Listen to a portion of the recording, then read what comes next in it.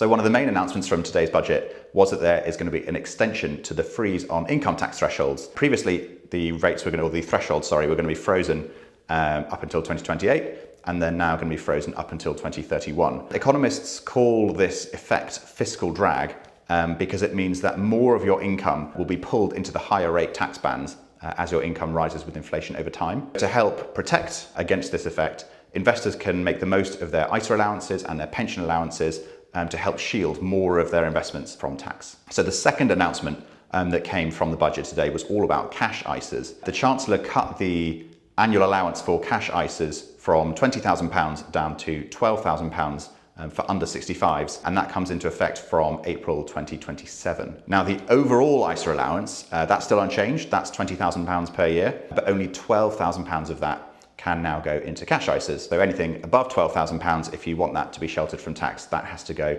into a different ISA type, like a stocks and shares ISA. If you usually contribute £20,000 into your ISA each year, then more of that will now have to go into a stocks and shares ISA, which, contrary to the name, can actually hold lots of low-risk cash-like investments like overnight rate ETFs, which are a great cash substitute. But you can also hold in a stocks and shares ISA higher risk, higher return ETFs, like equity ETFs. So the third change to come out of the budget today was all about salary sacrifice. So up until now, many employees have been able to sacrifice part of their salary and have that paid into a pension instead. And the advantage of that is that it saves on national insurance, both for the employee and the employer. But now Rachel Reeves has introduced a cap of £2,000, which is coming in from 2029, on the maximum amount that you can contribute and still receive that national insurance saving on. So if you've been using salary sacrifice to boost your pension and to cut your national insurance bill, it will become even more important for you to take advantage of other tax wrappers like ISAs and also still maintain your contributions into your pension. Now, it's worth mentioning that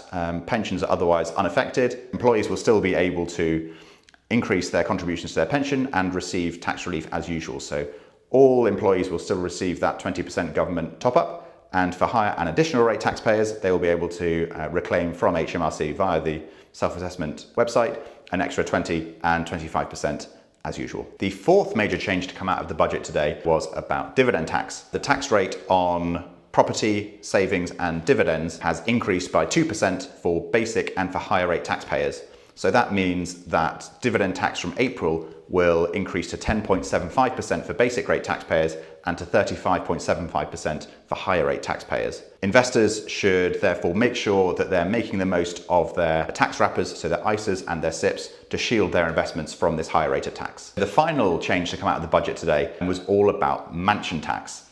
So Rachel Reeves has confirmed that the UK government will introduce this so-called mansion tax on high value properties. So from 2028, homes worth £2 million or more will be charged what's called a high value council tax surcharge of £2,500 per year, and homes worth over £5 million will be charged £7,500 per year.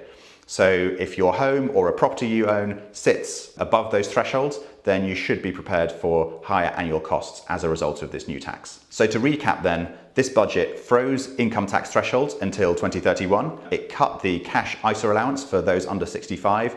It reduced the tax effectiveness of salary sacrifice. It increased the tax on dividends and implemented another tax on higher value homes. So these changes all combined really means that tax wrappers, so your ISAs and your SIPPs, really do matter more than ever, and investors should be thinking more about the mix between cash and investments, both inside these tax wrappers and outside as well.